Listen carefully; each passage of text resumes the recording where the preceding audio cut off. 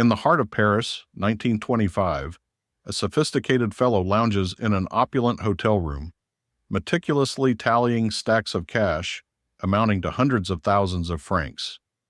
He'd just offloaded the Eiffel Tower, despite never having any claim to it. This clever operator goes by Victor Lustig. The group of 6 businessmen who'd handed over the money view him as a high-ranking French official, the deputy director at the Ministry of Posts and Telegraphs. Prestigious, authentic, influential. Nothing about him raises suspicions. Clad in a high-end tailored suit, he occupies space at the Grand Hôtel de l'Opéra, Paris's elite establishment.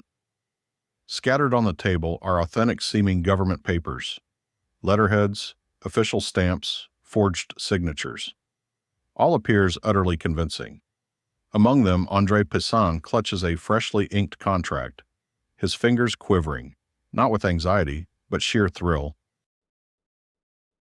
He's secured the sole authorization to dismantle the Eiffel Tower and auction its remnants as scrap. A staggering 7,000 tons of iron, valued at millions of francs. The opportunity of a generation. Lustig wraps up the count, snaps shut the briefcase, secures the latch, rises to his feet, and offers his hand to Pisson. _0. They clasp hands firmly. Pisson glows with anticipation. Wealth and renown await the fellow who snapped up Paris's signature symbol.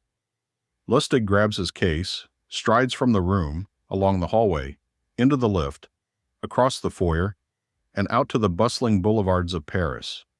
He flags down a cab. To the train station. The vehicle departs. Lustig relaxes in the rear seat. Briefcase brimming with funds, a sly grin spreading across his face. After all, Victor Lustig has no ties to the French authorities. He never has. He's a master swindler who peddled a landmark he didn't possess, to a mark he'll soon ghost forever. Victor Lustig has orchestrated the grandest fraud of the 20th century, and he's scheming his encore performance. But hold on, before we uncover if he repeats the feat unscathed, allow me to reveal the mechanics of his scheme. Paris, May, 1925. 3 months prior. Victor Lustig perches at a cafe table, scanning the day's paper. At 35, he's impeccably attired, commands 5 languages with ease, and hunts for his upcoming hustle. For years, he's plied tricks throughout Europe, rigged card games on ocean liners, phony investment ruses, bogus currency. He's a pro, exceptionally sharp, yet he craves escalation, a score that catapults him to fortune, one utterly unprecedented. He leafs through the pages, politics, market reports, then pauses abruptly. A story grabs his attention. The bold header. Eiffel Tower falling into disrepair. He pores over it intently. The piece details the structure's decay. Constructed in 1889 for the World's Fair, it was always intended as temporary. Now, 36 years on, it's corroding and crumbling. Upkeep expenses are crippling. Hundreds of thousands of francs annually. Paris's coffers are strained amid post-war woes and fiscal shortfalls. Certain insiders are subtly floating the idea of tearing it down, converting it to scrap iron. 7,000 tons, potentially millions in value. Lustig rereads the segment. Then a grin emerges. He's locked onto his prize. Not some individual mark, but a colossal icon. If officials ponder scrapping the tower, that implies a potential auction. And auctions require oversight, perhaps by a bureaucratic front. What if he stepped into that role? On the surface, the strategy seemed straightforward. First, impersonate a state authority. Second, summon junk dealers to a confidential briefing. Third, announce the Eiffel Tower's availability. Fourth, pocket the proceeds and vanish. Elementary, no? Yet executing it brought hefty hurdles. How to persuade sharp entrepreneurs of your official status. How to craft sham paperwork that passes muster. How to select ideal dupes. Let me walk you through his clever fixes for each. Lustig's got the blueprint. Time to bring it to life, which demands tackling 3 key challenges. Challenge 1: official paperwork. Lustig couldn't simply stroll in claiming authority. He required evidence: headers, emblems, endorsements, files that screamed authenticity. He seeks out a print shop, the shady sort, run by a counterfeiter versed in phony IDs, visas, diplomas, bureaucratic forms. Lustig presents samples of genuine French ministry stationery from the Ministry of Posts and Telegraphs. The expert examines them closely: typefaces, stock weight, emblem precision. Can you replicate this? Absolutely, though it'll run you. Lustig foots the bill. A week passes, and he collects flawless duplicates. Missives on state-issued stock, embossed, authenticated, bearing invented bureaucrats' marks. They pass any casual inspection. To outsiders unfamiliar with the department's inner workings, they're spot-on replicas. Challenge 2: selecting the marks. Lustig requires precise prey, no randoms, junkyard operators in particular. The rationale? Only they'd have genuine interest in acquiring the Eiffel Tower. These folks handle metal in massive quantities. The larger the transaction, the greater the earnings. Lustig pores over Paris's commercial listings, pinpointing 6 reputable scrap metal firms, each thriving and eager for growth. He's after folks greedy enough to buy into the prospect, yet not sharp enough to probe too deeply. He digs into every outfit, scrutinizing the proprietors and their standings. One figure catches his eye: André Pisson, a relative newcomer to the trade, eager for a major score and craving industry clout. A prime mark. Lustig drafts formal missives to all 6 outfits, using forged official stationery. The correspondence is polished and businesslike. Esteemed sir, you are cordially invited to a private discussion concerning a major commercial prospect tied to national infrastructure. Further particulars will be shared face-to-face. This is a delicate affair demanding utmost confidentiality. Signed by the Deputy Director General of the Ministry of Posts and Telegraphs.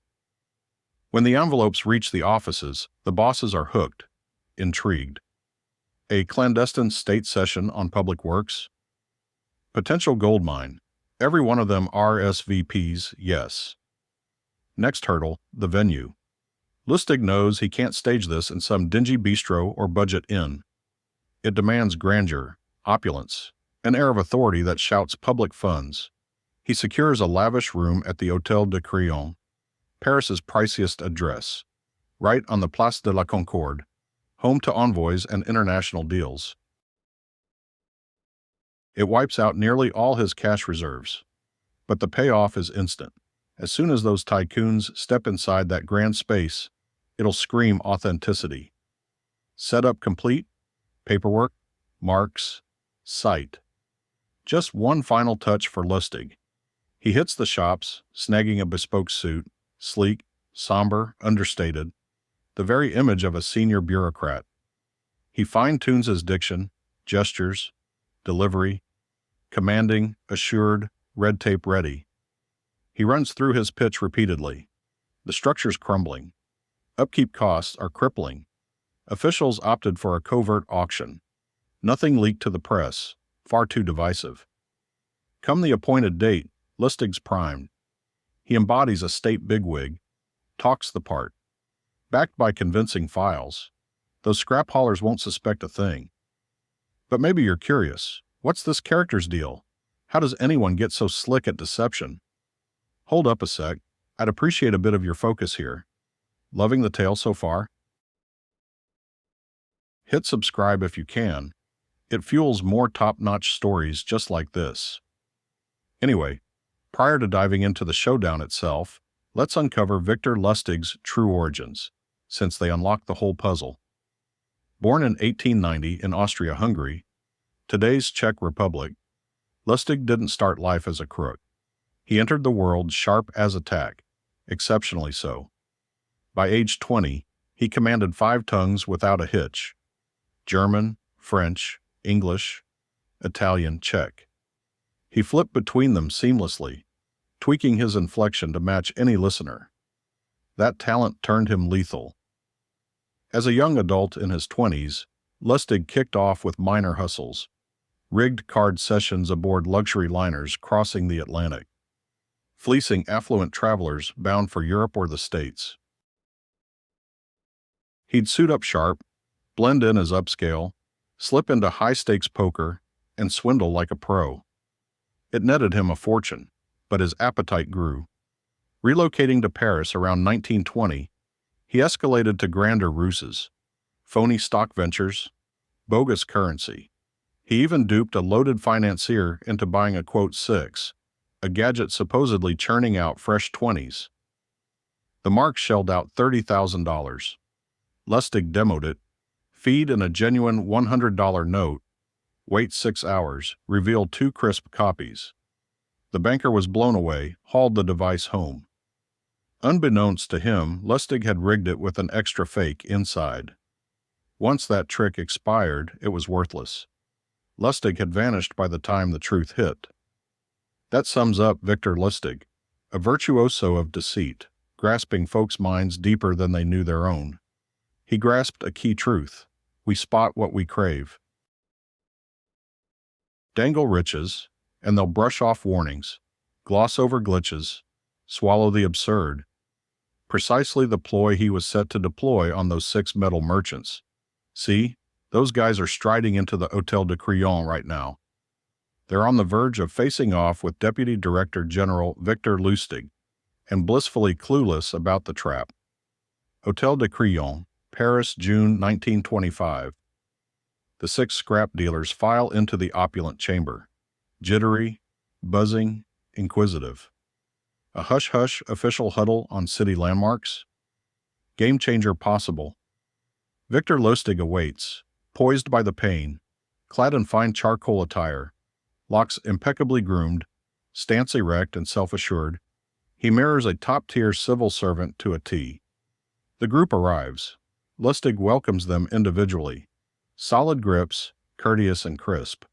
Lustig gestures for the group to take their places. They settle into chairs surrounding a spacious table cluttered with official-looking papers, imprinted stationery, embossed stamps, detailed blueprints, all appearing utterly authentic. He launches into his pitch. Gentlemen, I appreciate your presence here. The information I'm sharing is strictly under wraps. The French authorities have reached a tough call. He halts briefly, allowing the suspense to thicken. The Eiffel Tower is deteriorating badly. Upkeep expenses are out of control. It's draining hundreds of thousands of francs annually. Officials at the ministry have resolved to tear it down and auction off the materials as scrap. A hush falls over the room. The scrap merchants gape at him. Did he really mention the Eiffel Tower? That's 7,000 tons of iron, potentially fetching millions. Yet this choice is a political minefield. Should word leak to the public prior to the teardown, expect outrage, demonstrations, endless scandals. That's why the government is proceeding discreetly, away from prying eyes. His gaze sweeps across each face. You've been chosen, all 6 of you, to offer confidential proposals.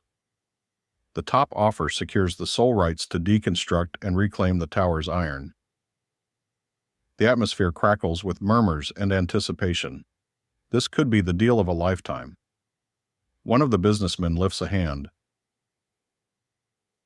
When does the dismantling start? In under 3 months, once the agreement is locked in. Another voice chimes in. How can we confirm this is above board?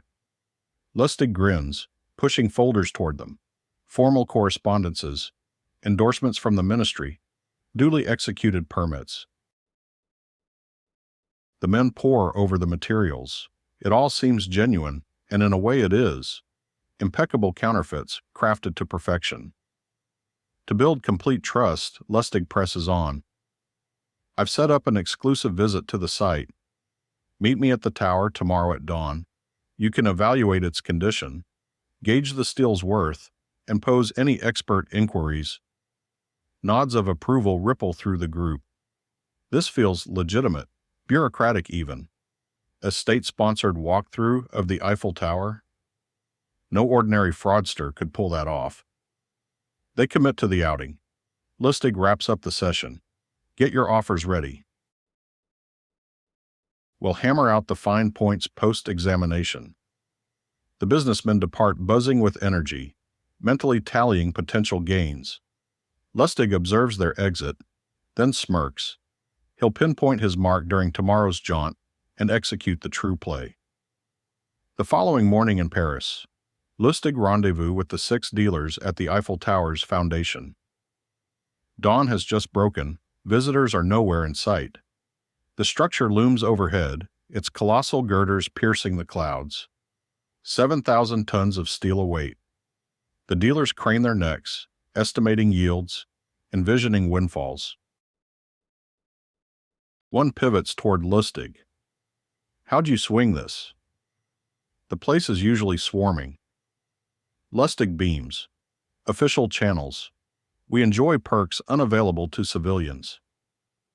In reality, he orchestrated nothing special. The Eiffel Tower is open to all as a national landmark. He merely instructed an early arrival, ahead of the throngs and entry gates. They presumed elite clearance. He timed it cleverly, that's all. They circle the perimeter. Lustig struts as if it's his domain, indicating various parts. Dismantling here should be straightforward. Those struts over there show significant rust damage already. Pure invention, every bit. Yet his delivery rings with assurance and expertise, evoking a civil engineer versed in assessments. The dealers jot down details, firing off precise queries. What's the usable iron percentage? Tanso, roughly 90%. Certain parts may go to waste from decay, but most remains premium-grade alloy. And the schedule for takedown? Says. 3 months after inking the deal. Speed is essential to dodge scrutiny. Each reply exudes formality and savvy. The businessmen swallow it, hook, line, and sinker. They ascend via lifts to the initial deck. Paris unfurls beneath them in breathtaking panorama. The group is awed, invigorated. This is tangible. They're atop the very asset up for grabs. Lustig scrutinizes them intently, gauging responses, curiosities, postures. He's seeking a particular profile, driven, avaricious, the sort who'd leap without overthinking. His focus settles on André Pissan. Pissan is a relative newcomer to metal recycling, less seasoned than his peers. He's probing deeper than the rest, eager to assert his edge. Ideal. Once back on solid ground, Lustig speaks to the assembly. Gentlemen, deliver your enclosed offers by tomorrow night. The ministry will evaluate and announce the victor in 48 hours. They express gratitude, clasp his hand, and disperse. All but Pissan, who hangs back for a private word. Sir, could we talk off the record? Lustig agrees. They move to the side. Pissan appears uneasy. I need to land this deal. It'll solidify my firm's standing. Any way to boost my odds? Lustig feigns reluctance, glances about, and drops his tone. Mr. Pissan, this isn't for public ears, but as a modestly compensated civil servant, my pay scarcely meets my needs. To ensure your proposal prevails, maybe we could come to an understanding. Pissan gets the hint at once, a payoff. And that's the brilliance behind Lustig's scheme. By soliciting a bribe, he renders the whole con even more convincing. After all, isn't that just how bureaucracy operates? Corrupt officials demanding kickbacks feels utterly authentic. This detail seals his credibility. Pisson nods with enthusiasm. Says, absolutely. What's the figure? Lustig suggests a sum hefty enough to justify the gamble. They settle on a figure, a hefty payoff added to Pisson's offer for the landmark. Pisson departs the room full of optimism and thrill. He's certain he's clinched the opportunity of a lifetime. Lustig observes his exit. In 2 days' time, a concluding session will unfold at the Hôtel de Crillon. Lustig plans to reveal the successful bidder. One of the scrap dealers will enter that space, convinced he's on the verge of immense wealth. Little does he know, he's stepping right into the most elaborate snare of his existence. Hôtel de Crillon. 2 days on, the 6 businessmen reassemble in the opulent room, a mix of tension and anticipation hanging in the air. Lustig strides in, clutching forged paperwork and sealed packets. He embodies the archetype of a state bureaucrat. Gentlemen, I appreciate your forbearance. The ministry has evaluated every proposal. He halts briefly, tears open a packet. The chosen bidder is André Pisson. The remaining 5 slump in defeat, chagrined yet polite. They offer handshakes and well wishes to Pisson before departing. Now alone with Lustig, Pisson glows with triumph. This is the pivotal instant, the one that alters his world forever. Lustig pushes a document toward him, impeccable stationery, stamped with faux governmental emblems. Initial here. Upon receipt of funds, the structure belongs to you. Demolition approvals arrive in 2 weeks. Pisson scribbles his signature without a second thought, flips open his valise. It bulges with stacks of bills, hundreds of thousands of francs, encompassing his tower bid and the agreed-upon bribe, his entire fortune. He tallies the notes, passes them over to Lustig. Lustig verifies the count meticulously, stows the cash in his own case, and secures the latch. My felicitations, Mr. Pisson. The Eiffel Tower's now under your ownership. They clasp hands. Pisson exits the suite buoyant, practically floating. He's sealed the bargain of the century. Lustig lingers precisely 5 minutes, then grabs his briefcase and heads down the hallway, across the entrance hall, and into a waiting cab. Gare du Nord. Before long, Lustig boards a train bound for Vienna. Vanished. Pisson bides his time. A week elapses with no permits in sight. 2 weeks bring only silence. He dials the Ministry of Posts and telegraphs, inquiring about the Eiffel Tower agreement. The voice on the line sounds baffled. The Eiffel Tower? We're not auctioning off the Eiffel Tower. Pisson's gut churns. He demands the Deputy Director General, the title Lustig invoked. No such individual exists here. Pisson replaces the receiver and slumps in quiet shock. Gradually, the truth dawns. He's been duped. He'd handed over hundreds of thousands of francs to a swindler for an attraction that was never on the market. His nest egg evaporated. He might alert authorities, file a complaint about the deception. But to what end? He'd be forced to confess the bribe to a supposed civil servant. Confess his attempt to game the authorities, his naivety in imagining a clandestine purchase of the Eiffel Tower was possible. The humiliation alone would ruin him. His standing, his enterprise. The whole city would hear of it. So Pisson chooses the path Lustig anticipated.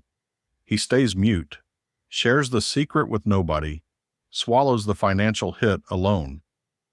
Meanwhile, in Vienna, Lustig monitors the situation, alert and patient, poring over every Paris publication. Weeks drag by, not a whisper of the swindle, no authorities, no probe. Pisson has zipped his lips. Now, if you assume Lustig took the hint and hung up his hat for good, you've got con men all wrong. Triumph breeds peril. He'd pulled it off flawlessly, pocketed a windfall, dodged any fallout. So, of course, his mind turns to repetition. Why stop at one score? Half a year afterward, Victor Lustig materializes back in Paris. Identical venue, identical ruse, identical prize, the Eiffel Tower. He leases a fresh, high-end apartment, forges another batch of phony records, reaches out to a new cadre of metal merchants, spins the identical yarn. The edifice is deteriorating. The state plans a discreet sale. Tender your offers. They swallow the tale, just as the initial bunch did. Lustig orchestrates a second inspection, a follow-up conference, another pact. He's poised to finalize, snag the payout, and vanish once more. Yet on this occasion, a snag arises. One merchant grows wary, probes too deeply, verifies with the genuine ministry. Officials verify it's a hoax. The merchant tips off the cops. Lustig catches wind just in time.